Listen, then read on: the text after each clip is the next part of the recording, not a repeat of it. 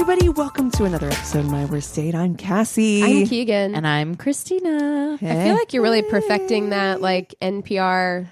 I'm really working everyone. on. Hi. Hello, everyone. Welcome to another episode of My Worst Date. We're pleased that you could join us today. I really feel like you, of the three of us, could be the one to master that, like, NPR voice. Yeah. It's also very, like, soothing, like, it's like soothing flight attendant voice too, where it's just like, if we could have you all just put your tray tables up, prepare for landing. Put that mask on your face. That'd be great.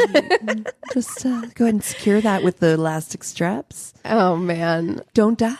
I'm getting ready to fly, and oh no, I should have said that. No, I mean, I'm nervous because I haven't flown since things have kind of semi opened back up, right? And I know that airlines are still doing masks, but a lot of the rest of the world kind of isn't. And so I just feel like that is going to create some tension on these planes. Yeah. You know, like there's going to be some issues. Yeah. My first flight is also coming up. I have at the end of the month we're going to like our big all-in company thing in Arizona.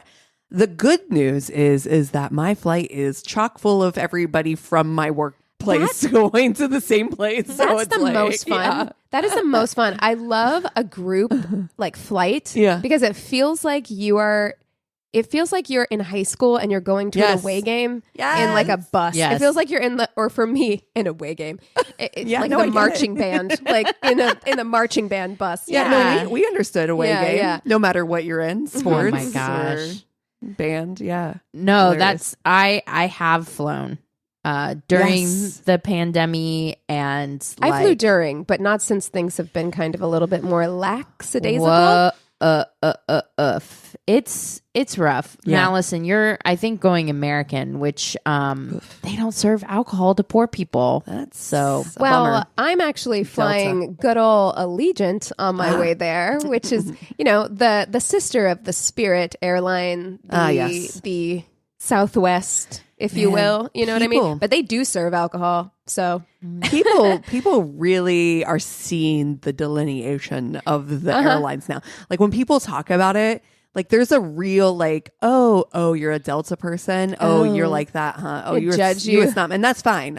Judge away. Yes, I am that airline snob. I would definitely. Now that I've flown Delta, I'm like, I didn't know that like flying could be tolerable.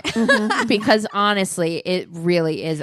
Speaking as someone that had to fly Spirit like 3 times because it was the only one that went back to Columbus, Ohio. Let me tell you, I fly Allegiant regularly because it's a direct flight. It's the only airline. That's the thing. It's a direct flight. Correct. And I don't want to have a 4-hour layover somewhere, so I do that. And it is one of those like budget airlines. However, it is not as bad as Spirit. Yeah, like it has never. Like, thank God, Allegiant is like wiping its forehead that Spirit exists. You know what I mean? Because it's just like, oh, thank God. I have never been more terrified for my life flying on a Spirit. And they know it too. Everybody who works on that airline knows it. They're like, good luck, everyone. That's actually how the announcement is, good luck, buckle up. They put their parachute on before the plane takes off. Just in cases, Yeah. Well, I actually found an article that I thought would be really interesting for us to talk about concerning dating. It's a Boston Globe article, and the title is "The College Gender Gap Has Transformed the Dating World." Interesting. Okay. So basically, like in the last 20 years, there's become this huge demographic shift on college campuses where it's to the point where it's 60% women, and 40% men. Like, it's like blown up, right? And I think graduates are like even more disparaged, even bigger. Yeah, because we just did an episode about male flight, which is that phenomenon where like when women get into something, men leave. Like traditionally or historically, like cheerleading was a male sport, right? And then like women went into it and all the men fled, interesting. Tell me more. Yeah, it's a very interesting like topic, but it goes into like colleges as well, where it's just like, because the majority of veterinarians are also women now. Wow. And they found that like for every like one woman who applied for veterinary school, it would deter men up to like 1.7%. Isn't that Yeah. So Well, then women just end wow. up dominating the space. Right. And then just Wow. leave. Bye. Bye. Yeah. So this writer, this woman is saying that so many of her friends who are in their 30s and 40s are highly educated, super successful, amazing women who are single. Yeah. Mm-hmm. Yeah. And, are going on these like terrible dates and that Just sort not of thing. putting up with that and shit no she is postulating that a lot of it is that they are not finding people on their education level in order to date. Well, Because she's noticing too that like nowadays, like women are not seeking, they're seeking equal partnerships. Yes, that's right. yeah, yes, exactly. Yeah, that's what I was going to say. There's not enough to go around. It's wow. 60-40. Yeah, Yeah. exactly. Like that's a common thing that you see all the time on social media of women talking about like, yeah, we're more choosy. Like a lot more of us are single because a lot of times that'll be said in kind of like a denigrating fashion. Like they'll be like, "Oh, you're all out here single. You're talking a big game, but you're all out here single." And they're like, "Yeah, I'm fine with that. because Thank we you." want to be because we don't actually need you Yeah, to we like don't need you to open a bank account Yeah. anymore. Yes. We can actually have our own credit Yes. cards and I can stuff. own my own anything. Exactly. I can so do we what I can want. be more discerning. It's like Right. you guys want to hold up your grandparents' relationships and be like, grandma stayed with grandpa for 57 years. And I'm like, yeah, Sorry, she Grandma. had no options. Right. Like, not to shame anybody's grandpa, but it's like, it Yeah. wasn't necessarily because they had like the greatest romance of all time. Yeah. Like, No, That's right. I think about my Gigi and Poppy. My Gigi was college educated. My Poppy was a laborer, and not that there's anything wrong with either of those things. They're not, but that kind of mismatch, I don't see it anymore. Yeah. You know what I mean? It feels rare. like people are sticking in their education and economic brackets for the most education part. and or economic because they're not always equal. I mean, like That's I didn't right. finish college.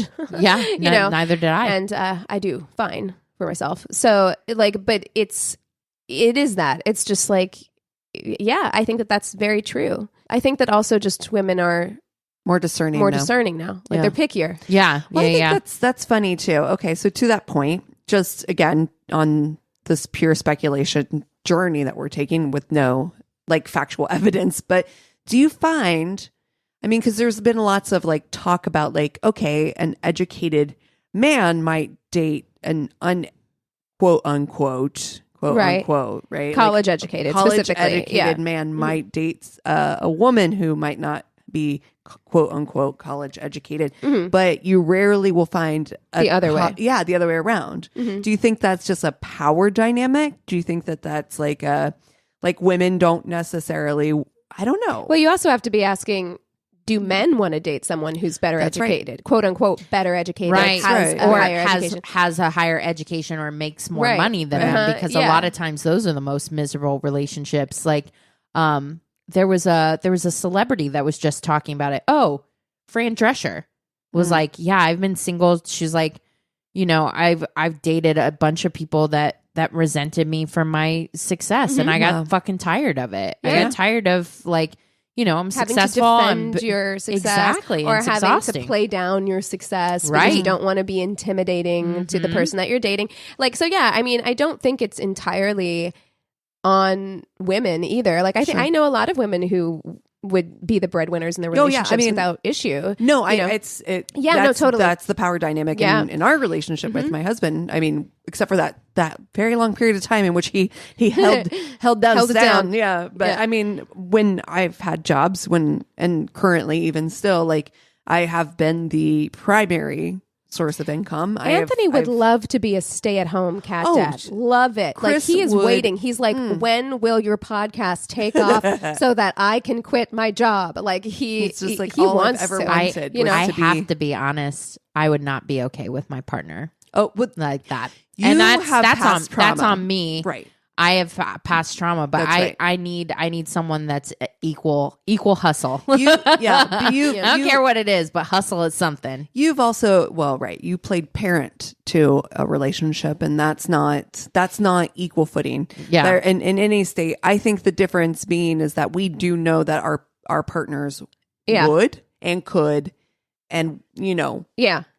I think that I would say both that your Tony and Chris would probably be bored to tears. They say they talk a big fucking 100%. game, but they'd be like, "Can we manage you guys? Well, can and we what would book flights happen for you? Can we help out?" Like, Anthony wouldn't not be doing stuff. I mean, would he clean? Would I come home to a spotless house every day? pristine. Yes, I would. He would spend Pristine. every day cleaning, but then also he would be spending every day going on auditions. He would be spending every day like trying to And find, that's what I mean. Living a It's different like- dream. It's like a hustle is fine, but That's right. like, I you myself come home and they're eating potato chips and playing video games every single day. napping after I worked a double brunch shift. Yeah, no, I'm. Like, what did you do? and the today? dog Like, dog has not been out. Yeah, Yeah. yeah. oh That's no. Yeah. No, Ooh. so I'm not. I know for me, a lot of that is past trauma, but No, I think but a lot of there's- women have that. I think that that's probably part of it too. Is like you change your expectations based on your past experience, For and I sure, think right? a lot of women fear that. Like if they're like, if I don't get with someone who's as ambitious as me, it's going to end up being this thing again. Yeah. and I think that that's. oh my God, there was that popular TikTok a while back too, where that woman was like dressing down this guy. It only showed the woman, but she's like, why would I be fucking attracted to you? Like I have to parent you. Like how is that attractive at all? My God, Do you know? I saw that. Yes. Oh my God, She gives him the fifth. Oh my This God. is her. I think it's her husband too. Oh, Yes.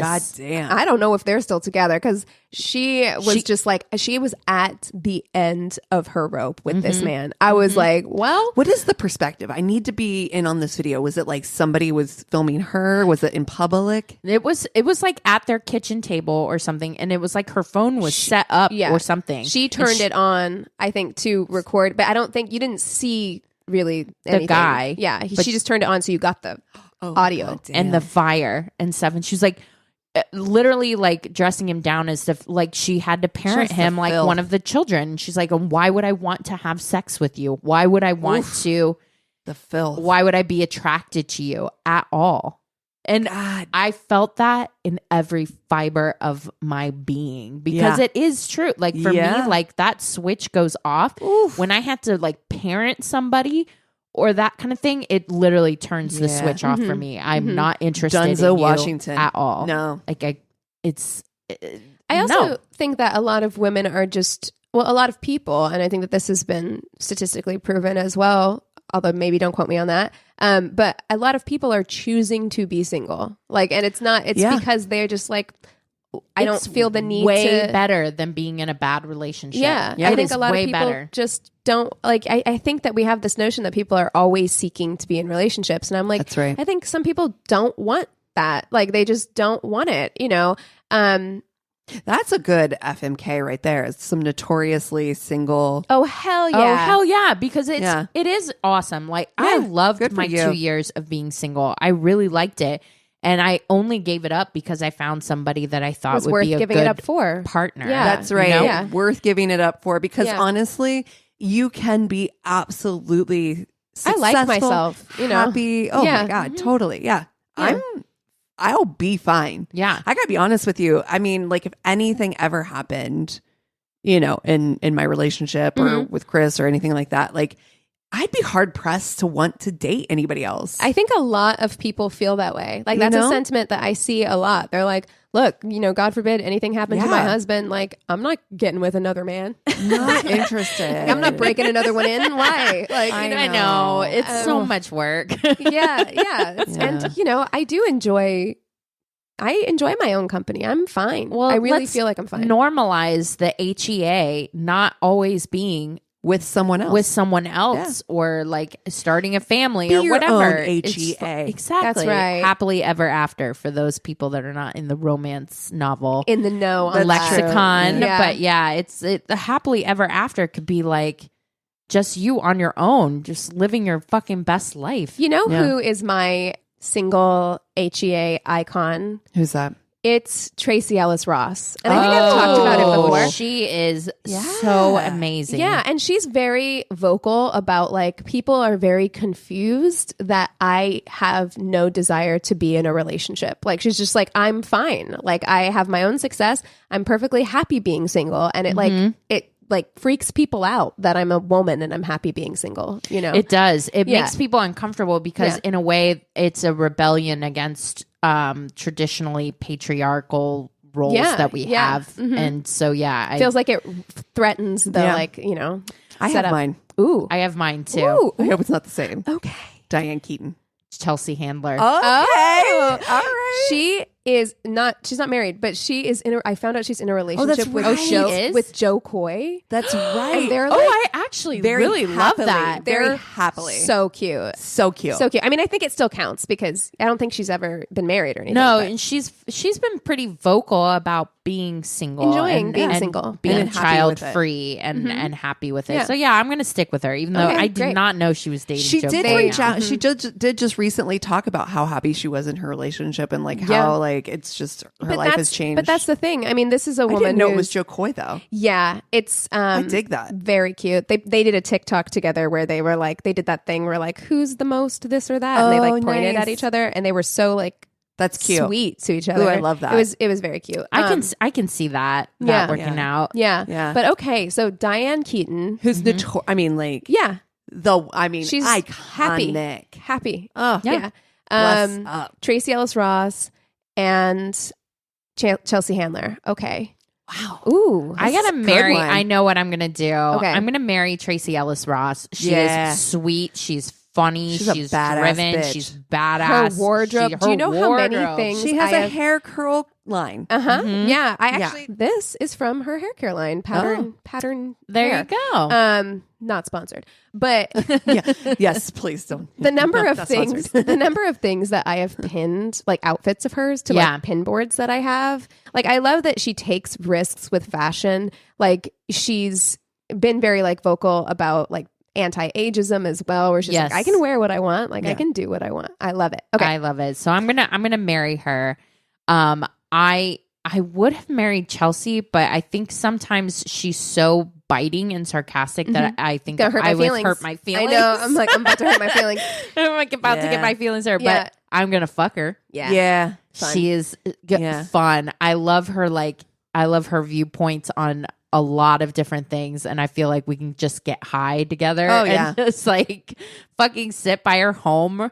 We Yeah. can go skiing or snowboarding together. She's constantly topless skiing. So Oh man. Wow. There You you know, go. I want her with me. I break my at- neck. I want her with me at a bar when a creepy dude tries to hit on me. oh, Because she That's would the energy right she there. would just read that man For to filth. filth, Yeah. Oh. That or like from Freaks and Geeks, Phillips. Busy Phillips. Busy Phillips. Like, yeah. like either of those 2 Like I want those 2 to be one of them beside me if somebody comes up to me Yeah. that I don't want near me at a Yeah. bar. Like that's the energy I need. That person will walk away with Yeah. their tail between their legs. Yeah. For sure. and then I feel bad saying kill because I do don't feel wanna like do Diane kill anymore. I want to do Keaton- friends. no, I want to do kill sometimes. Sometimes. But in this specific instance, I do think that Diane Keaton and I would be friends. Yeah, I feel want to like go we to have a very coffee with Diane Keaton. I Yes. want Diane Yeah. Keaton to give me life advice. Oh, yeah. Because I bet you Diane Keaton could get my life right. I feel like Yeah. one coffee with Diane Keaton and my life is turned around. And I didn't even know my life was wrong. Yeah, and I'm like, then oh, gosh, well, all right. shit, okay, got it turned around. Yeah. I'm going to go buy an oversized white button up and change my whole life, you know? And a nice scarf. Good scarf and a hat. God, for the hats alone, I almost want to marry her. The hat collection, immaculate. You know that closet is mostly hats. Yeah, and Yeah. I love a good hat. Yeah. and love a good hat.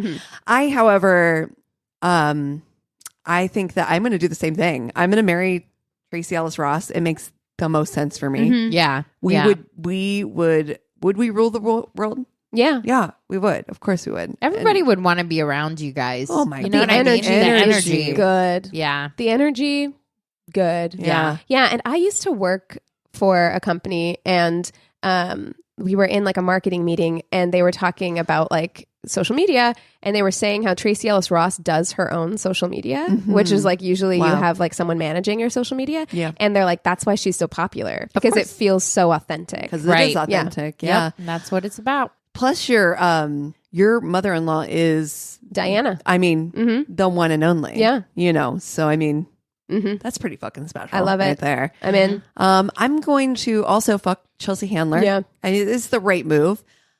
I do also just want to be friends with Diane Keaton. Yeah. Like I don't want to one and done it. Like I want her to be around. I want her in my atmosphere. I want to sit her by to be like my aunt. Yes. Yeah. I want to sit by I the have fire. a maternal.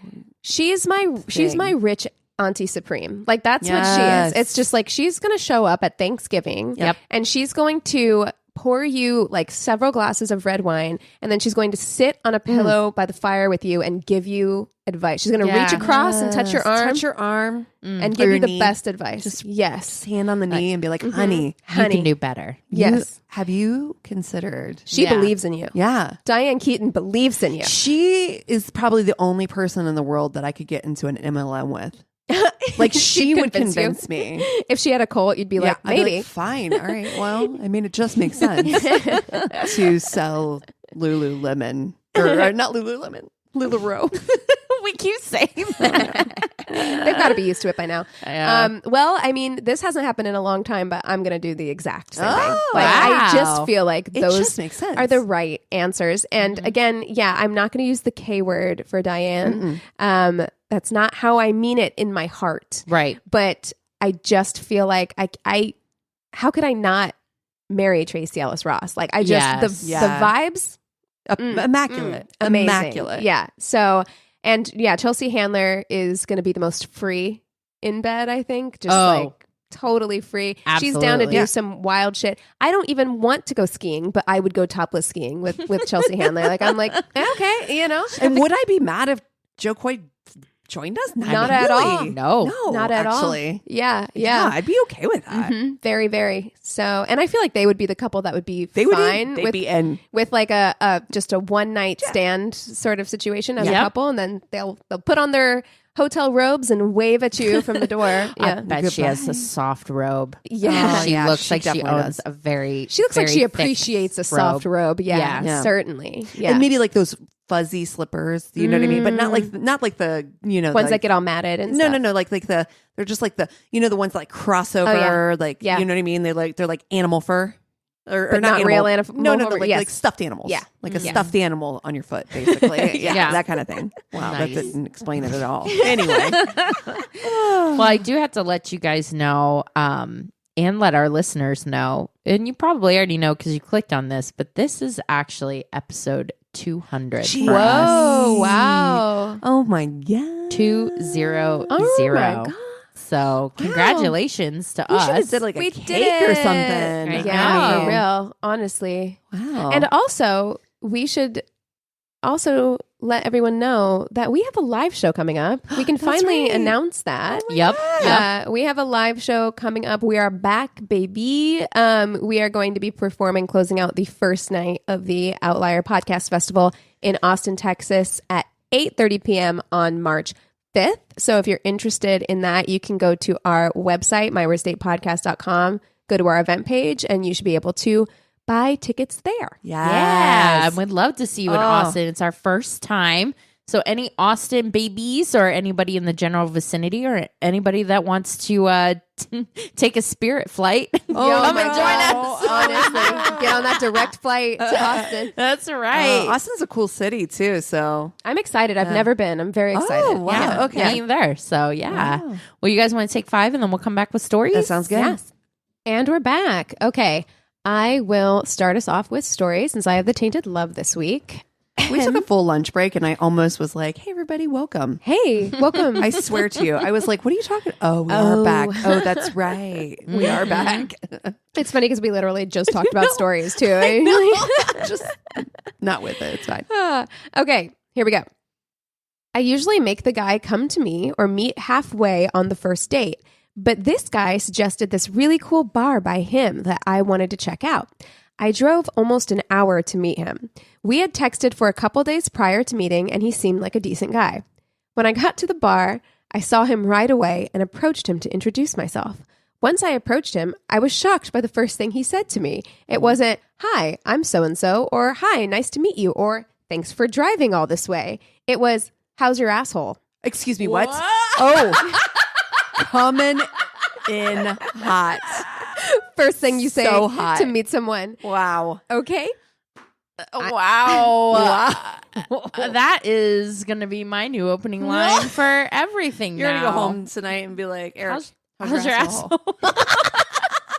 Very thoughtful of you to ask. Yeah. Wow.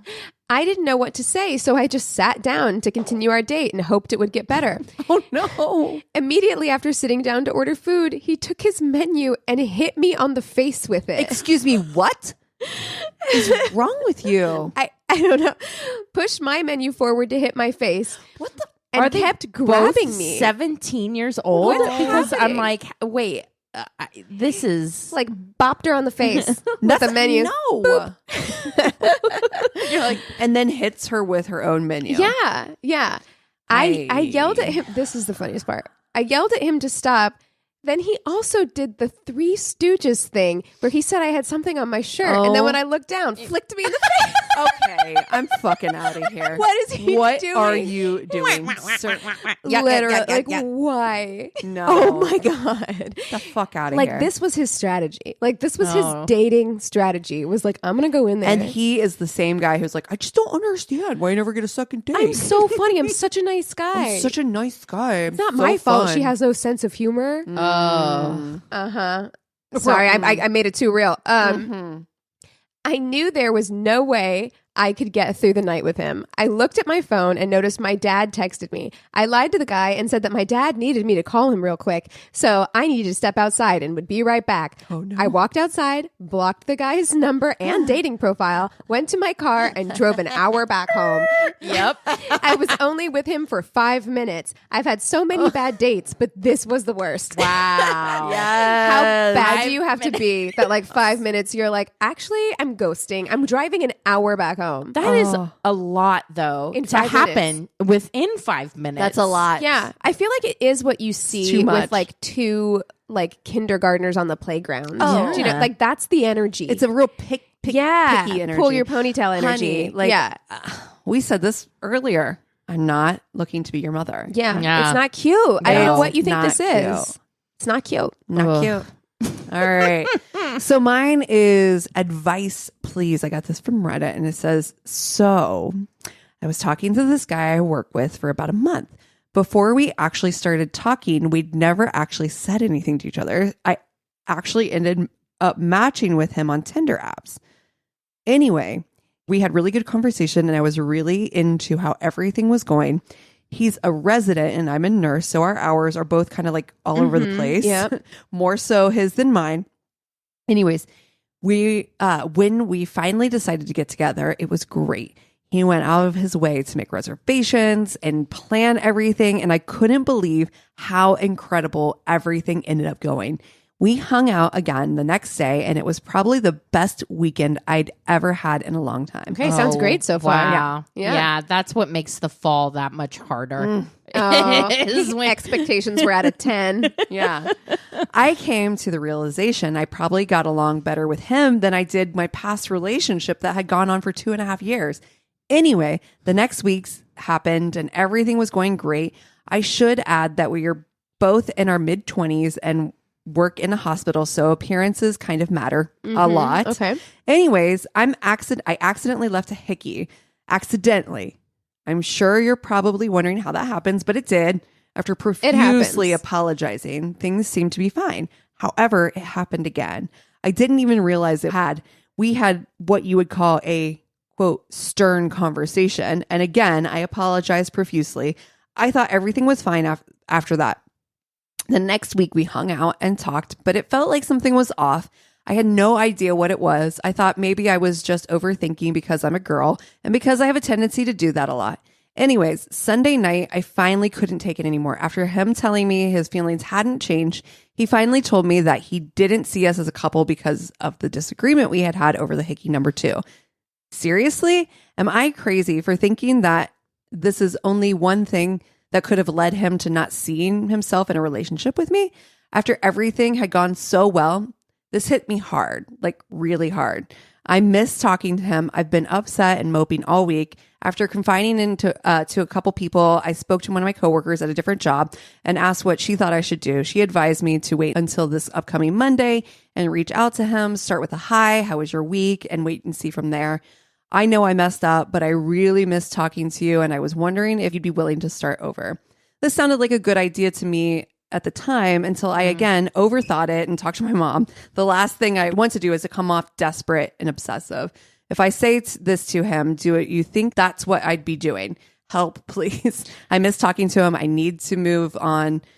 I know I need to move on, but what if there's any chance that this could turn into something? There's not. I mean, and here's the thing. Like, I gotta say the guy was like, I'm not okay with this, and she crossed a boundary doing it twice. And I was gonna say the same thing as well. Like, I mean, I understand the heat of the moment and everything, but also like, you kind of know, like if this is something that they've expressed to you that like they're not okay with it, they're not okay with it, happen. Then you have to keep those things front of mind when you're in that situation. You know, so not saying that there was malice behind what she did at all, but I also understand him being like, I feel like a boundary was crossed. Yeah, you know, and I'm uncomfortable.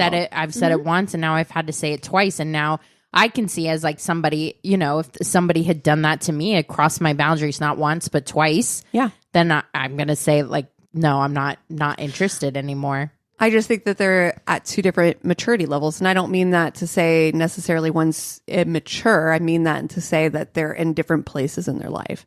I think that that's saying for him, yes, a boundary has crossed, but he's also in a place where I think that he's like, I'm looking for this, and I'm not looking to go to work with hickeys. I am a resident. I think he's looking at the seriousness of his. Yeah, it's his job. He wants to present himself a certain way. Like that's, I think that that's completely understandable. And also the other part of it is, if it was something he could get past and he really felt like the connection was really, really there, he would do it. Right. Like, you know what I mean? Like he would make it happen. Yeah. Like, yeah. But he obviously doesn't think the connection is there as strongly. And to me, so you just got to move on. It's more than just the hickeys. It's also like, it's also that like, you know, there's not enough to make up for that. Yeah. Right. You know, so. Right.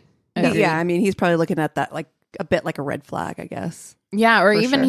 he was like, man, I'm not really into this, and then that happened. Yeah, and for he's like, other people, you know. maybe that would have been worth another conversation if he Right. was really, really like, okay, you're hitting every other checkpoint for me, Yeah. and like this is the only thing I'm having a problem with.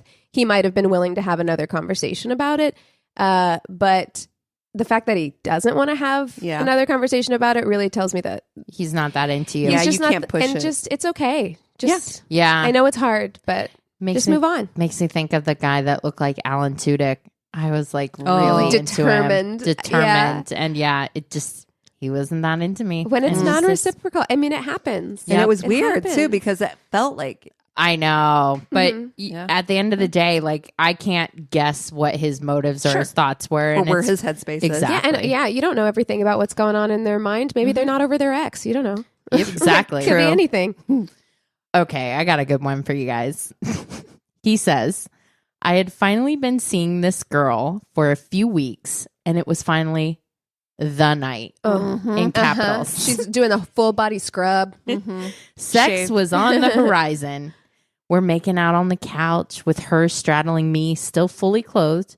I lean forward and whisper, do you want to go to bed? She nods enthusiastically. Oh no. Rather than just having her get off me so we can go to my bedroom, Oh no. I decide that No. for once in Don't. my life, No. I'm going to be suave, cool, sexy. Not the way. No, I see That where ain't this it. is going. That I ain't it. see Don't where do it. I see what you're Let her doing, walk. and I want you to. I want you to let I her walk. guarantee you, women are okay with it. Like it doesn't break the mood at all to walk to the bedroom. Yep. Please don't try and pick me up because nothing will dry me up faster. Then if you drop my ass, I grab her legs and lift her up with me as I stand, continuing to make out with her as I literally carry her to bed.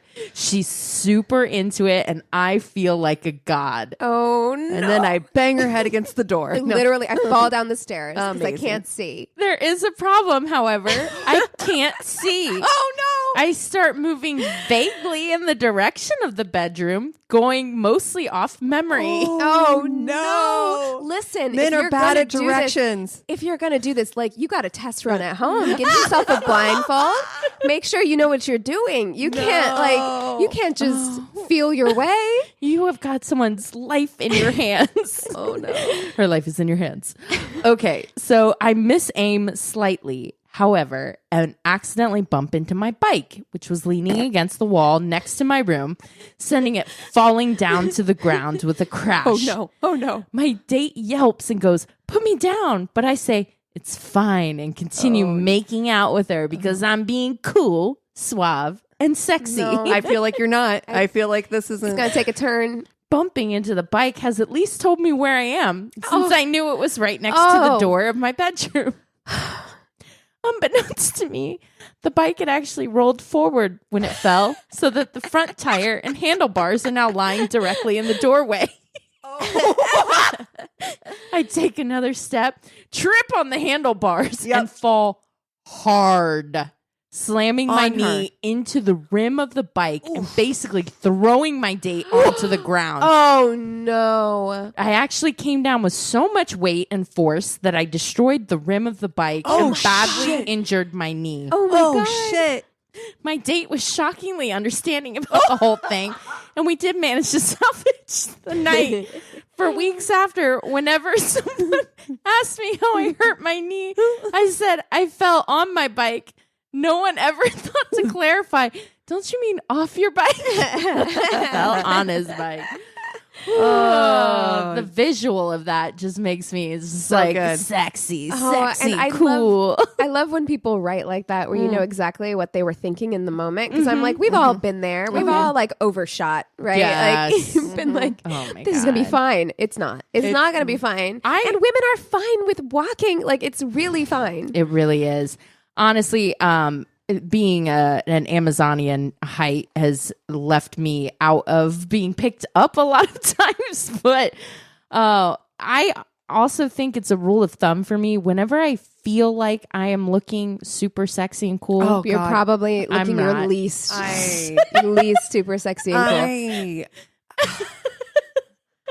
I had to come to terms with cringe. Oh yeah, I have like hard. I have like a collective trail of. How about shame when people receipts. send you the like day after videos? No. Where you're like drunk and you thought you looked good. Yep. I feel like we need to make a pact, like here or now, Mm-hmm. like a code word, like. It's not cutting it. It's not doing it. Not feeling it. It's not. That ain't it. No, No, you can't do a visible thumbs down. Then everyone knows.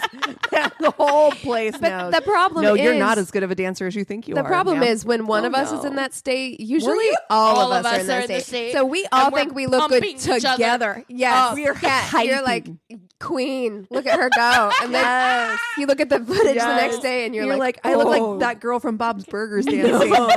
yeah, 100%. Yes, it's all just like sprinklers all day, sprinkler dancing. Listen, Ooh-wee.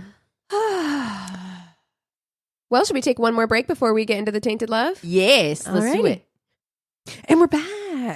Keegan, why don't you tell us a tainted love story today? I would love to. Okay, so this story, I'm taking a page out of Christina's book because while, of course, this story is sad, it also has some truly wacky elements that I first heard on Dateline. So this is a Dateline Especial. Here we go. Okay. Not going to tell you anything about it before we hop in. God. The day after Christmas in 1997, a 911 call came into the Bremerton Fire Department in Washington reporting a fire at the home of Nick and Dawn Hackney. So Nick was a fairly well-known where they lived in Bainbridge Island, which is in Washington State.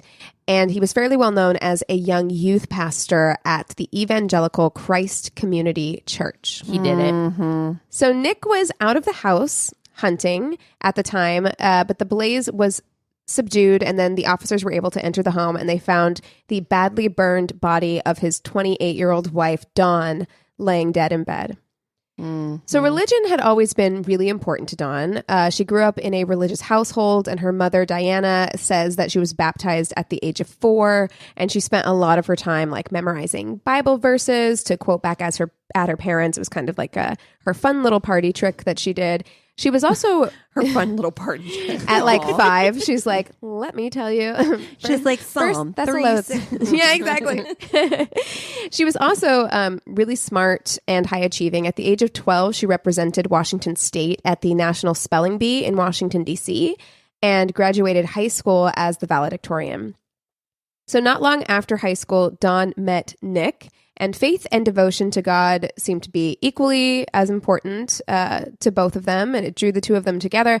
And they got married in April of 1990 when Dawn was just 19 or 20 years old, so pretty young. Soon, Nick got a job as the youth pastor at Christ Community Church, while Dawn was the family breadwinner working as a loan officer at a credit union. Now, I have heard some clips of Nick at Christ Community, and let me tell you, he has big youth pastor energy. And if you know, I can hear him. Yeah, if you know, you know, like, right, where it's just like that kind of like, really, we're gonna get into the Word of God, like youth pastor energy. Did not grow up that way. Like we've talked about this on the podcast before, but recently I've been looking at I guess there's a documentary coming out about Hillsong. So I have a Hillsong CD to this day in my bedroom right now. And I am like shocked. I've never seen I don't even know what anything Hillsong like is. Ooh-wee. Hillsong is like well, it's a church. It's a church. It's a big mega church, and they have churches everywhere, like mini churches, but they're also known for being a celeb church. And then they put out like a lot of music. Like Hillsong did a lot of like contemporary Christian music that was then co-opted for a lot of like, and my little like ex-Catholic heart, who was like, you sit very quietly in this pew and you stand and sometimes you kneel. I was like, I cannot, the whole like youth pastor vibe is so sketchy to me. It's extra. It's so extra. It's just, it's foreign to me the same way that I'm sure it would be foreign for you guys to come to a Catholic mass. Stand, kneel. It was the first time I went to a Catholic church, I was like, what's happening here? But no, I mean, definitely. And this is before my time in evangelical Christianity, but it is so weird to look back on because I don't know if it's the same in churches now. I really feel like that has kind of like simmered down some. But I mean, everything was like, I had like an extreme teenage Bible that was like lime green, and we went to like big conferences with like lasers and smoke, and I don't know why I just pictured in my brain like a Lisa Frank Bible. Like the fucking dolphin. They existed. A unicorn. I wish Never I could. A unicorn. Those are the devil's creatures. I wish I could find my, you know what? I bet it is in my mom's attic, which, side note, my mom called me to tell me that she found my notes from school. So can't wait for those. But I bet it's in my mom's attic because it also had lots of little like asides, like "Did you knows?" and it was all very supposed to be very hip and very, very cool, and was not. Spoiler alert. and that's youth pastor energy. Like they are trying to be super cool. So cool. Yeah, we're gonna set your hearts on fire for God. We're raising up an entire group of young people who are excited to worship the Lord. You know, that's the vibe. That came from deep within my soul. I felt that, dude. I actually don't know that you don't have a fire for Christ right now inside of you. But I mean, with all that said, he was a good speaker. He was charismatic and enthusiastic, and it really resonated with members of the congregation. It would seem, however, that for all of his Bible learning, old Nicky wasn't too good at recognizing the sin of pride, because he talked all the time. He spoke about his belief that he was one of God's chosen people. Oh, Here we go. This guy. And he would tell a story all the time about being sick as a child and God healing him, and the burden he carried, just being so special to God, was just such a burden for Nick. I don't understand people. You're like, why? Why? So it's okay to just be a person. It's the whole thing of Right. like, And I'm sorry, You're if you're fine. Like, I mean, as somebody also who grew up very much in the church, that goes against everything that is taught in the Bible, which is that God loves all of his children. But they definitely make a point. There is something very specific about evangelical people who feel that they're so special. They're the ones, they're chosen, they're this. Literally. Yeah. And then they hate people who are gay. They hate people worldly people is what literally that was a thing at one of the Amish? That was a thing at one of the conventions that I used to frequent. Acquire the Fire, they don't exist anymore for some sketchy reasons. But that was a thing. There was a whole movement called Not of This World, and they had a whole symbol, and I still see it on the back of cars in LA. So I mean, like, that was a point of pride. It was just like, you want to be in the world, not of the world. That was a huge thing, and it made you special, and everyone else who was of the world was like, they didn't get it, they were not raised by Terry Gunn, that's for sure. I'm like, you're not special. I'm like, Nope, I am not. I'm not special. And neither are any of you.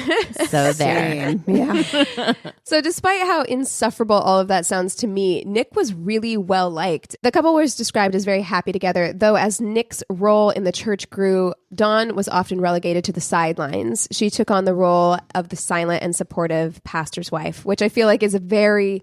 Yeah. Again, if you know, you know, like there's just that type of, they expect that. So even though she's like the breadwinner at home, she's the submissive housewife who takes care of whatever he needs. Whatever God's will. Mm-hmm. Yes. Yeah.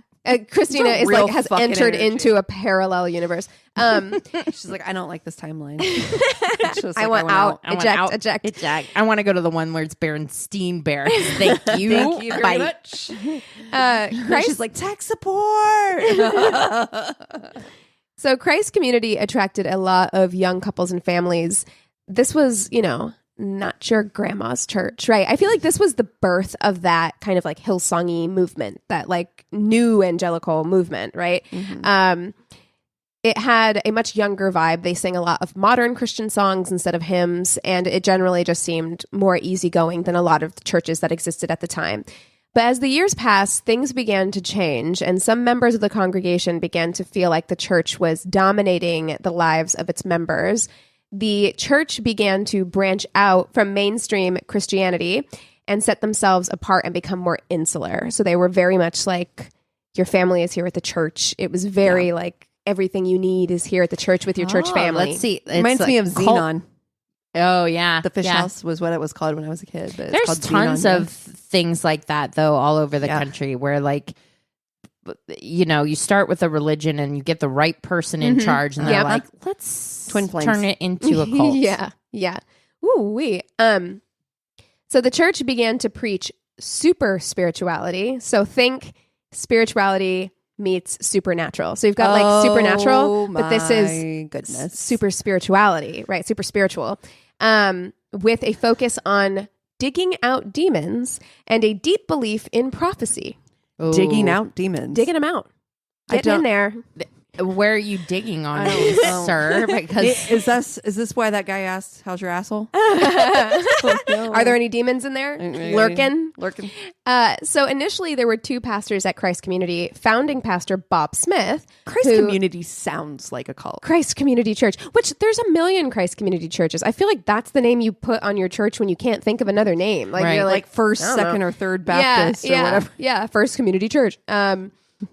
So there was the founding pastor, Bob Smith, who seems to be your standard church pastor. He's like a regular old, likable guy by most accounts, pretty laid back. Then you had Pastor Robert Biley. So Pastor Rob was a biblical scholar and a self-proclaimed apostle whose sermons lasted hours and generally involved a lot of tears, speaking in tongues, raised hands, etc. Well, God can't hear you if you don't raise your hands. Yeah. They're like little antennae. Gotta get closer. You gotta get that antennae. Get that stretch on. Get the signal out. Slowly but surely, Pastor Robert began to push out Pastor Bob as head pastor of the church. So Bob was in charge at first, and then Pastor Rob was like, step aside, please. Rob and Bob. Yeah, Rob and Bob.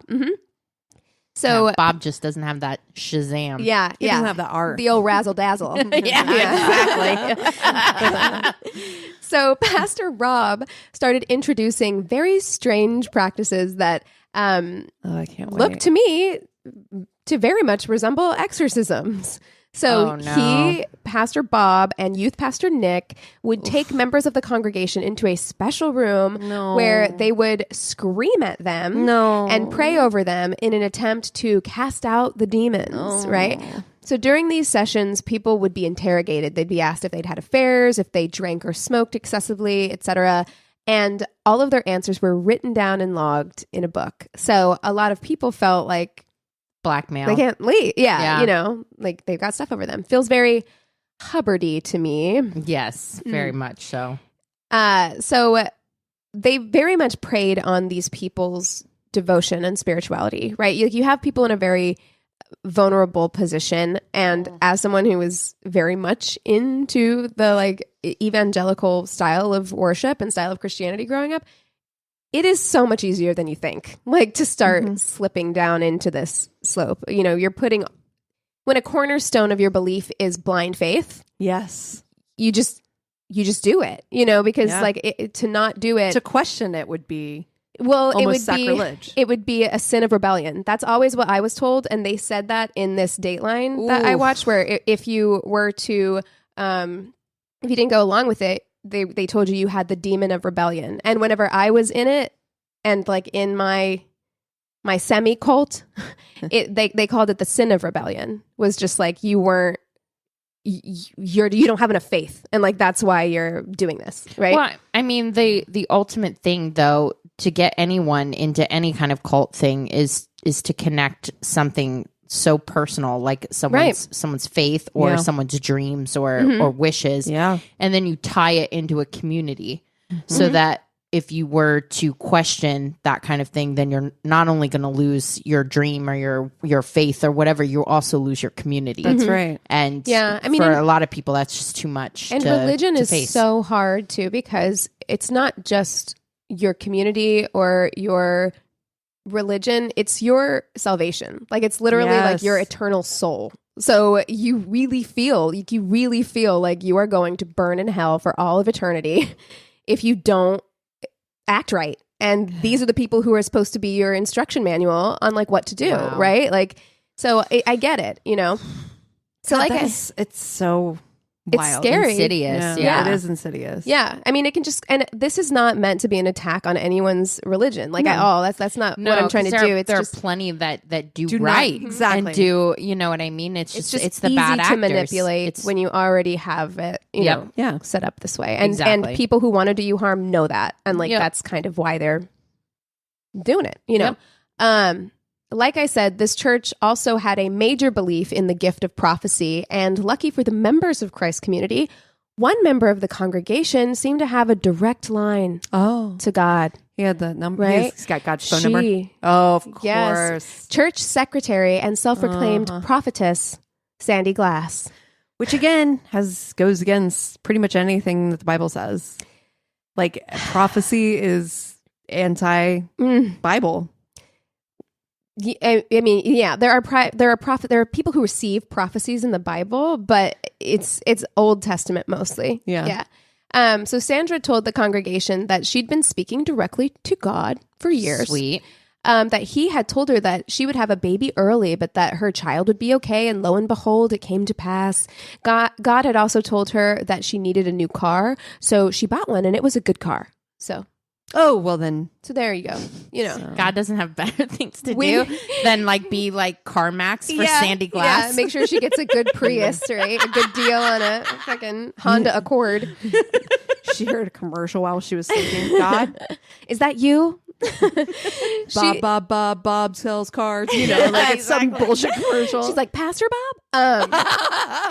Yes, buy a car from Pastor Bob. She said that the angel Gabriel had visited her on a number of occasions. And that was a big deal because Gabriel only appeared like twice in the Bible, right? He appeared to Mary and gave her the prophecy that she was going to have the Son of God, right? So they were like, wow, like he's only appeared a couple times and one of them is to Sandy Glass. Right? Amazing. The Virgin Mary and Sandy Glass. Mm-hmm. Yeah. So she's like, I would be soups happy to share my divine connection with the members of this church. For a fee. I'm sure. I think it was more just a power and control thing because she told the members of the congregation that a devastating earthquake would hit Seattle, and they listened. Like each family spent thousands of dollars to stockpile food and provisions for this disaster, which as yet has not come to pass. In the fall of 1997, Sandy shared another prophecy, but this time she shared it with just one person, and that was Nick Hackney. So she tells Nick that his wife Dawn is going to die, and when she does, she, Sandy, and Nick are destined to be together. Oh, gross. What a prophecy, right? And oh, no. Yeah. And according to Sandy, upon hearing the prophecy, I remember this story now. Nick replied, I knew it. Oh, no. Yeah. Oh, yeah. See, that's what the Lord wants. I feel like adultery is mentioned in the Bible, maybe like once or twice. This isn't adultery. It's her. It's God's plan. It's God's plan. Yeah. She just dies. It's God's will. Okay. Okay. This is different, Christina. Gosh. Yes. God. So literally. Sorry. That's funny. So Nick began hinting to members of the congregation that his life was about to experience big change and no one was to be alarmed because it was all part of God's plan. First of all, his life. Already alarmed. You're like... My alarm bells are going off. Yeah, you're like, it feels like a red flag. So by the fall of 1997, cracks began to become apparent in the Hackney marriage. Dawn felt lonely. She was trying to be a good and obedient wife. Yeah, but he's got to disconnect himself early because he knows she's about to die. Yeah, look, you can't blame him. He's got to prepare his heart. This. What fucking audacity. You looked at, wait, I need to time out. Yeah, you look like, because you came at me like personally. Like you were like doing something over on the side, kind of like listening, but then you eyes straight to me said the audacity. Like I personally I'm just saying, like this bitch Dawn is like fucking holding down the fucking household, holding down them bills, and this motherfucker has the audacity to make up something like God's talking to him just because he wants to get his dick wet for Sandy Glass. I don't like that. You hold on. You are about to get so much angrier throughout this. Okay, so first of all, this next paragraph, just hold on. Just so prepare. She was trying to be a good and obedient wife, and she felt like she was, supposed to be. Like she's like, I'm going to be a godly wife, right? But Nick was wrapped up entirely in his work at the church. At a baby shower around this time, Dawn broke down in front of the other women and told them that she was trying to lose weight and was doing everything she could to try and make herself more pleasing to Nick. Oh, I hate that. I hate it. I hate it. I hate it. Yeah, because she felt like he was losing interest in her and that's what it was about. So despite the fact that Nick's own marriage was on the rocks, the pastors of the church assigned Nick to start counseling the congregation's couples. So during these sessions, Nick would initially meet with both members of the couple for the first session, and then he began insisting that the women start meeting with him on their own. So they'd have like one meeting together. And then just the ladies. Yeah, actually, I just need to see her by herself. Thank you. And one of the women, Annette, she described like that the first time they had their like one-on-one meeting, he did the like trust fall exercise with her, which is very fucking weird. Like that's usually an exercise you do with your partner. Right. Your partner, right. Not a stranger, not your pastor. Not your pastor. It's inappropriate. I don't trust you, sir. Yeah. I do not want to fall. I'm good. So as you can imagine, it didn't take long for people to start complaining. Like husbands were like, this is weird. We feel like this is weird, right? Yeah.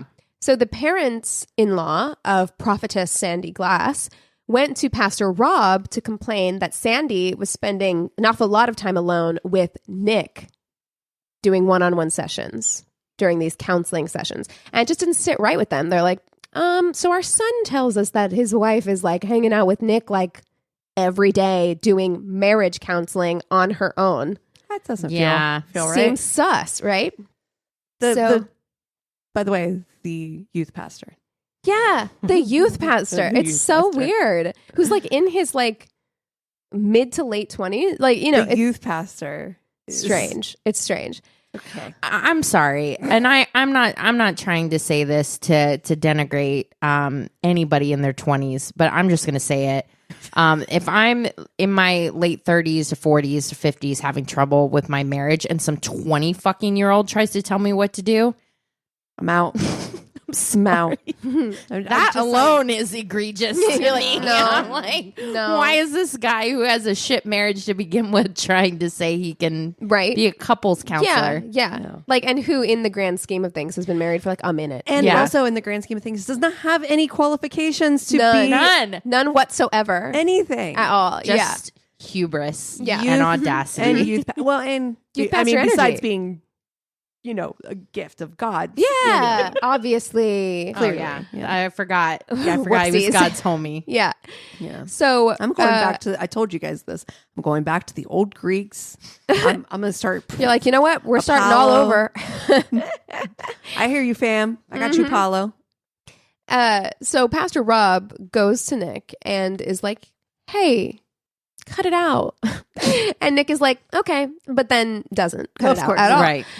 Meanwhile, Sandy's prophecies to Nick start getting more and more specific. So she tells him that God has given her a date. Oh, hallelujah. Right. Okay. So he told her that she and Nick would be together sometime after December 18th, 1997, because that is when something would befall Dawn, right? Oh, okay. So when Pastor Robert was later asked on Dateline if he believed that Sandy had really heard from God or if the two of them were scheming or if one was manipulating the other, he said, quote, well, you're leaving out a third option. Oh. She could have heard from satanic or demonic forces that are giving her inspiration because they speak to people and give people ideas. This guy is on not Dateline. On Dateline. This guy is not. He's like, actually, none of the above. Be Satan. Is it Satan? Okay, so December 18th came and went without incident, and on the morning, he didn't say it was on the 18th. He said sometime after, which could be anytime. Anytime. On the morning of December 26th, Nick got up early to go join some of his friends who were duck hunting. Nick and Dawn were renovating their home and the heat was turned off in their home at the time in December. So before leaving, Nick says he turned on the space heater in the bedroom so the house could warm up before Dawn got up. What a thoughtful husband. Am I right? A little after 7 in the morning, a neighbor noticed smoke coming from the house and called the fire department. When they entered the house, they quickly determined that the blaze had started in the bedroom where Dawn's body was burned beyond recognition. Ugh. Yeah, it's terrible. And if you look at her picture, like she looks like such a like sweet person. Like, you know, it's just what sad. A waste. And she was described by members of the congregation as being very like trusting and a little naive. You know, she got married very young and yeah. So as soon as he hears of Dawn's death, Pastor Robert rushes to be by Nick's side. And when he arrives, he goes up to Nick and he's like, listen, Nick, you know those associates we have in Tanzania that can bring people back from the dead? What? Would you like to give that a shot for Dawn? See if we can't raise her up? What? I'm sorry. Wait. Yeah. Mm-hmm. Time out. Yes. Time out. Questions? I sense you have questions. Wow. Yeah. So they have...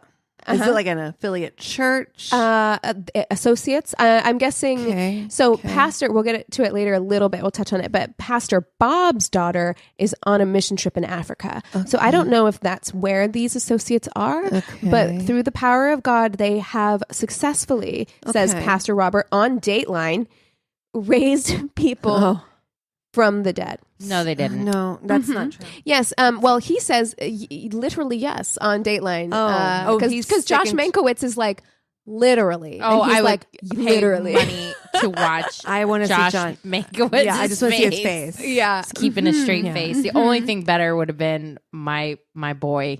Yeah. Just give it. Oh my God, Keith Morrison's the look. eyebrows would be knitted together so Fully. closely, like incredible. Fully. Yes. Mankiewicz is really the solid second for this one. Yeah. Yeah. Yeah. Yes. But yeah, I mean, Pastor Rob says this like it's a completely normal thing to be saying on like national, international television. Yeah, bringing people back from the dead. Yeah. Totally happens all the time. Yes. But Nick hears this, like, hey, would you like us to try raising Dawn from the dead? And he's like, no, thanks, I'm good. And that makes Pastor Rob be like, suspicious. Like he's that's the thing. He's that's like, the thing. You had an option to bring Yeah. your wife back from the dead. I told you I'd Also, try. If you're Nick, just say yes. Yeah, That's fine. sure. Well, I mean, yes, I do. Let's try it. Yeah. Because then I'm also like, if she does come back from the dead, I'm like, oh, okay, well, no, Sandra Glass, you a mess, bitch. Oh no. that would get me all twisted. She coming up. for you, honey. So people in the congregation noticed that Nick took his wife's death really well. But instead of like all of us being like, that's fucking weird, that guy's like soups chill about the fact that his wife just died terribly, they were like, wow, that just speaks to what a faithful man of God he is to be able to go through something so terrible and be so at peace with it all. Christina, I have a real quick question. Did my audio pick up my eye roll? Yeah. Pretty much. It's very loud. Yeah. Yes. Sorry. Just making sure. Yeah, I mean, but that's the thing is like, once you see things through a certain lens, it's like you can bend anything to make sense within that worldview. Like, yeah. So detectives called him in for questioning and they asked him if he killed his wife. And he was like, no. He said that he believed that the wrapping paper from their Christmas gifts had caught fire on the space heater, and that's what killed him. Why was like, the turn the space heater on, and it's like in the middle of all these like crumpled up papers. Like, puts the corner kindling. of one just like right in. with a match stuck to it? Let me just tape this match down I to. don't know what happened. I just turned on the space heater. That's weird. So less than a month later, Dawn's death was ruled an accident. For the people who had heard Nick say that something big was going to happen in the coming months, instead of being suspicious, again, that his wife had died so soon after he had made that proclamation. He's right. Exactly. They took it as proof that his prophecy was legitimate, and they were impressed that his connection Not with a God... prophecy when you fucking make it happen. I profess that I'm about ready to take a delicious swig of this big gulp that I brought with me. Oh Prophet. my God. Oh my God. That's not how it works. I'm just saying. So they were impressed that his connection with God had been so strong that he could see this tragic thing coming. So one member of the church congregation who had been going to these solo marriage counseling sessions with Nick was a woman named Annette, who I mentioned earlier, who did the trust fall exercise. She did not like that trustful exercise. I remember. I love the name Annette. Annette. Annette gives me real skeptical vibes. Yeah, like Annette ain't fucking around. Annette is I not know here an for Annette, it. and that is Me exactly too. her. Me too. She's like, no. She's Annette very Benning intelligent and just gives that like, energy too. Yeah. Yeah, that face was like, no. I'm not buying it. Well, unfortunately, this Annette felt really sorry for Nick. oh no. And she also, he was a pastor in her church. She admired him. She was like, this is someone that I can look up to, who's guided me along my spiritual path, right? So she wanted to help him. So she offered to help him sort out the insurance and other paperwork in the aftermath of Dawn's death. About 3 weeks after Dawn's death, Annette and Nick are alone together when he asked her, what would you do if I took you upstairs and ravaged you? Sir. Yo. Sir. Annette did that. Annette was like, sir. Sir. Ravage. Yeah. What is yeah. this, a romance novel? And I'm married, motherfucker. Yeah. Yeah. No, So, also, are they in the house where his I don't know. She didn't specify where they were. wife But burned up? That's kind of the vibe I got, was that they had to be in his house or in the church. I don't assuming think they were church. in her house. Oh, I just got skeeved out Yeah. by that. So she was taken aback by this, and she told Nick that wasn't appropriate, at which time he let it go. Annette was uncomfortable by the situation, but just thought that maybe it had something to do with his grieving process. Like maybe it's just grieving in a really weird way or whatever. So she let it go. But then a week after that, Nick approached Annette and told her that he'd received a prophecy from God that God wanted them to have sex. And I thought Sandra had already told him that the prophecy was that they were to be together. Oh. So when Annette objected to this, he told her that she was making excuses not to take a risk on a real form of Christian love when someone needs it the most. Okay. Gross. So he basically told her that a real form of Christian love. God, that is very triggering. It's so manipulative. It's like so manipulative. Woof. And so he basically told her, providing me with the physical comfort I'm no longer getting from my wife would be in service of God. Right? Like, you're providing me with comfort and Meanwhile, Christian love. Sandra's sitting here filing her nails like, excuse me? So Annette was confused. You know, this was at odds with everything that she'd been brought up to believe in. But on the other hand, this church had driven into her that you don't question your pastors and you don't question God's prophecies. So in the end, she agrees to meet Nick in a hotel room. So after this, Nick begins to do the same thing with many other women in the congregation, convincing them that it is God's will that they offer him comfort in the form of sex during this difficult time immediately following his wife's death. And like everybody in the church got chlamydia. It was really weird. Really weird. All at the same weird. time. Yeah. So he even began emailing Pastor Bob's 19-year-old daughter who was on a mission trip to Africa, telling her how much he was in love with her. Wow. 19 years old. And the youth pastor of your church. Yeah, I mean, he was probably her youth pastor. Yeah. Would be my guess, yeah. So none of these other women knew about each other.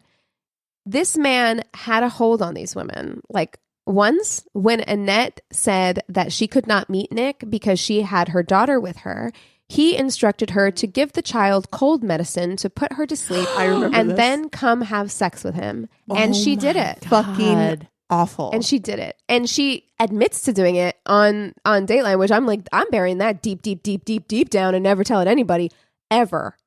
We actually, when I was a summer camp counselor, I think you guys knew that for like several years. Yeah. One year we had a camp counselor that we're like, man, your kids are really well behaved. They go like lights out, they're out, and then they're out all night. You don't have to like blah blah blah. Like we found out that she was dosing him with cough medicine. Oh my god! Oh my god! Yeah, and they were like Holy 8 years old. That's not cool. no. That is so not cool, Dude. Bananas. Did anybody find out? Like the parents? As far as I know, I don't know. I was 16 at the time, which also, why is not even her anyone own kids? I'm sorry, her kids that she was in charge of at the camp. Yes. Oh, as a counselor. Yeah, she had a cabin full of 8-year-olds. That's so she even was worse. lining people up and giving them fucking cough medicine to make them go to sleep. And she's like, I need to party, so y'all need to go to bed Pretty much. right now. Wow. Oh, that's awful. Yeah. Damn. Okay. Also, like the oldest person at a stayover summer camp should probably not be 21 years old. No. That was the person in charge. That was the big boss Your person. frontal lobe is not fully developed yet. A You should not be in 21-year-old charge of dude. like 50 people. No. And we wonder why all those scary movies take place in the camp. Yeah, because irresponsible. Anyways. Just 20-year-olds. God damn. Jesus. Okay, so speaking of things that I feel like would be very difficult to admit on camera, after the death of his wife, Nick reached out to his mother-in-law, Dawn's mother, Diana, for comfort. No. She No. is on the Dateline. No. Stop it. No. His mother-in-law? No. Uh-huh. No. Dawn's mother, No. Diana. He slept with her. And this woman, I have to say, like, she seems like a broken woman. Like, she is obviously so embarrassed by this and so ashamed of it.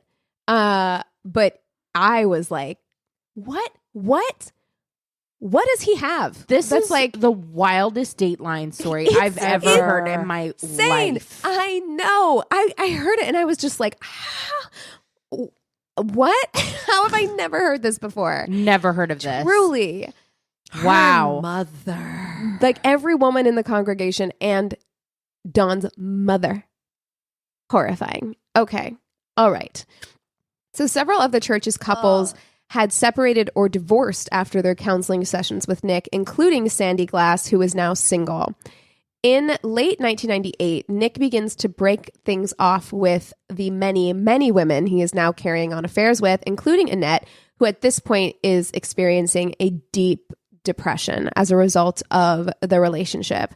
Her husband, who is sitting right next to her during this Dateline, Craig, is like, yeah, at that time, I didn't know what was wrong with her. I thought it had to do with Dawn's death and like that had shook her really badly. But he says, like, if we had had a gun in the house, I would have been worried. Like that's how depressed she was about this affair that she was engaging in kind of against her will, you know, like she was making the decision, but it was coerced. Being coerced. Yeah, exactly. Yeah. And also too, power dynamic. Mm-hmm. Yep. Yeah.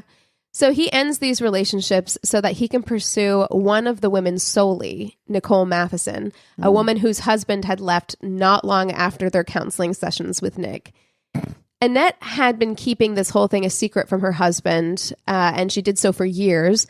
Over those years, she learned that Nick had been having an affair with Sandy the whole time that he'd been sleeping with her. And as you can imagine, this filled her with even more shame. Like, he wasn't just doing this to her, he was doing this to, like, everybody.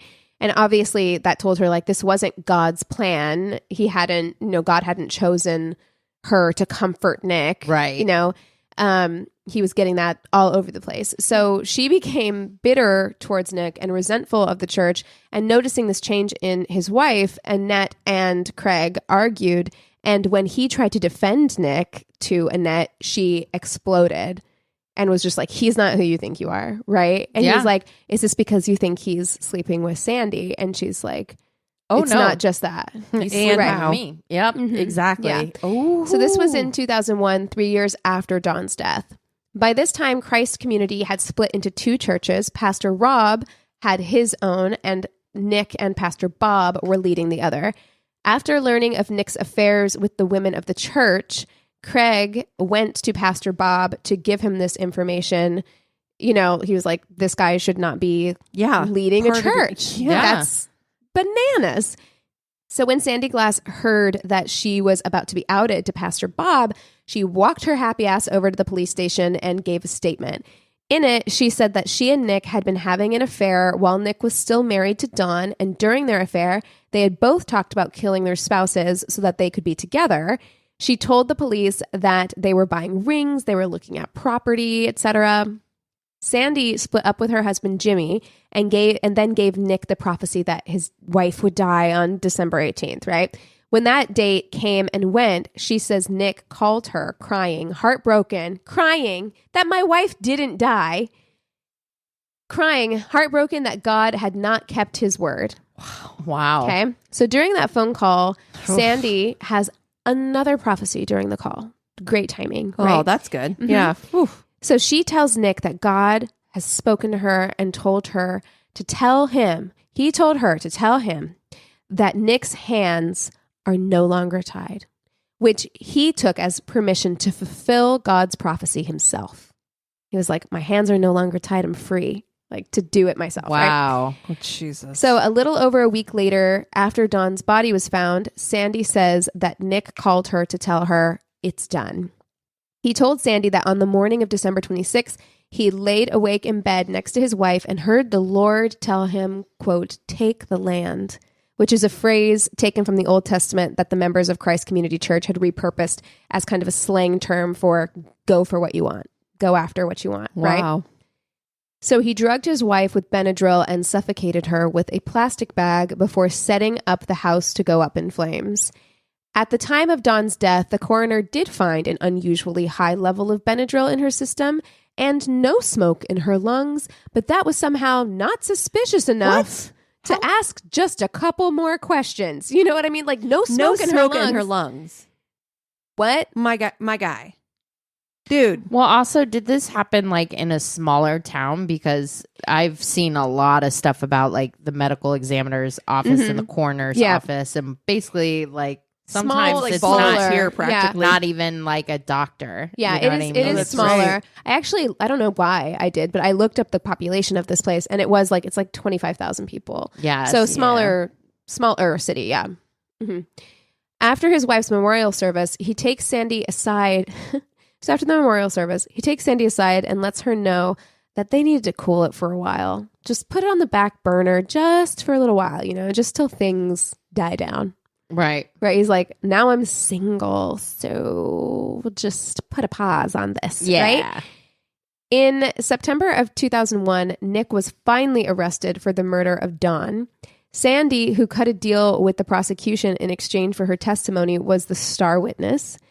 5 years to the day of Dawn's death, December 26, 2002, Nick Hackney was convicted of killing his wife. He now gives TED Talks from prison. What? To talk about the composting TED. program he started from behind bars. Ted. His moniker on the inside is the Worm Dude. The Worm Dude. Uh-huh. That's appropriate for a lot of reasons. But I'm like, do not give this man a platform. Like I just feel like if you have ever used your words to basically start a cult, you shouldn't be allowed to talk on a public forum anymore. Right. You I should take agree. away your microphone. Yep. Like that's not Yeah. cool. He is scheduled for release in May of 2027. How? Ooh. Yep. How? He murdered Yeah. someone. Thought about it too. So Premeditated murder. Yep. How long did he get? well, it was 2002, and then he'll be released in 2027, so 25 years. 25 years. But you know what? That happens in my story a couple weeks ago. Yeah. The one that I told, and it was Washington State. Yeah, maybe. Yeah, And because of the their new laws in which like that is previous just offenders. Oof. I mean, and yeah, I don't think he had any like previous Yeah. record or anything like that, but My he's dude obviously like such a manipulative asshole. Like for him, the amount of damage that he did, I feel like to these To women, a community. yeah, to the whole community, definitely, yeah, and betrayed the trust of an entire community. Dude, he's going to be still kind of young, right? Yeah, When I think he was in he's his gonna be his early 50s. yeah, he was in his early 30s, I think, when he went in. Jesus. So yeah, Oh, be Yeah. on the lookout. Oh my goodness. God. What a sake. snake. Ugh. yeah. Yuck. Woof. I need a That was a Palate wild cleanser. Was it? dateline. Seriously, I listened to that and I was like, all right, well, we're writing that down for now because I feel like that's something that we need to talk about. And so, yeah, I got most of this information from Dateline, and the Dateline episode is called Twisted Faith. There's also an Oxygen.com article in an archive.kitsepsun article. It's a local Oh, okay. article. Okay. And I had two of those, two Wow. different Kitsepsun. Wow. Yeah. articles. Yeah. Well, I'd definitely be Wow. hitting up that Dateline because that's Yeah. I remember listening to it, but the thing with me and Dateline is I do Dateline. You're a doing lot. stuff. I Yeah. multitask. So I remember some of it. I remember Annette. I think I was doing my makeup when I listened to this one, so I was like listening, in. and I was like, "What? What? What?" Like I was like, "This man is fucking everybody." Like, and he's like, "God told me to." Like I was like, "Whoa, whoa. Well, that makes it okay then. pardon?" And then the pastor being like, "So I mentioned to him like we could just raise Don up from the dead, and he wasn't interested." And I Yep. was like, "What?" And then he's like, oh, and it's Satan's fault. Yeah, it was Satan. definitely Satan. Got So, it. anyway. Ooh. Well, what are you guys watching this week? I'm still not watching anything new. I am listening to the audiobook for Pretty Girls by Karen Slaughter, Nice. and it is a like mystery thriller with some very dark themes, extremely dark themes. But I'm loving it. It's I a big like one, it. right? Yeah, it's like 700 pages or something. Ooh. It's like 20 hours of audiobook. Holy Wow. shnikes. Yeah. Wow. So I always I'm Interesting. like I'm gonna get my bang for my buck with my like credit. Yeah. You know, You're like, I'm I gonna want get the my big money's one. worth. So I'm like 20 hours. Let's go. Yeah. Yeah, I finally have the volume 2 of the Sandman audiobook, which I want to get started. And someday it's going to be on Netflix. Someday we'll get a real trailer, not Right. just a first look and a release date. Looking at you, Neil Gaiman. But No pressure. no pressure at all. We've only been waiting for like 3 fucking years since they first announced, but whatevs. Not bitter. Not bitter at all. Definitely not thinking about it at all. I've just been rewatching Parks and Rec, which is just adore. It's probably my fourth time going through it, and it's so comforting. Like the characters are like a warm blanket that I can just wrap myself in. And there are just some episodes that I will think about and laugh. Like just now while you were saying that, I was thinking about the one where they only have so much red carpet. Oh, on the yeah. ice. It's like, get on your feet. Just replays over and over because they can't make their way across the ice and rink. The stage is only like a 3x3. They didn't make any stairs, so then they're trying to hoist her onto it. I could watch that. Like, if I need to feel better, I can just find that on YouTube, and it will make me feel like instantly better. It really does. Yeah, it's so funny. Like chicken soup for your eyes. It's so great. Which sounds awful, by the way. Chicken soup for your eyes. Oh, that's better to be the name of this episode. I was going to call it the Old Razzle Dazzle. Keegan said it, and I was like, yep, that fits. Oh, man. I have not been doing much of anything. I've been rewatching Bosch. I think I told you guys this. Mm-hmm. You guys That's your comfort. I know it is show. my comfort show. Mm-hmm. I like it. I just think it's a good show. So yeah, that's kind of where I'm at. Nice. Right on. Well, hey, guys, congrats on 200 episodes. Hey, Holy amazing. shit, dude. We did it. Not a lot that comes. I'm like, where's my syndication money? TBS, I'm looking at you. Come on, pick this shit up.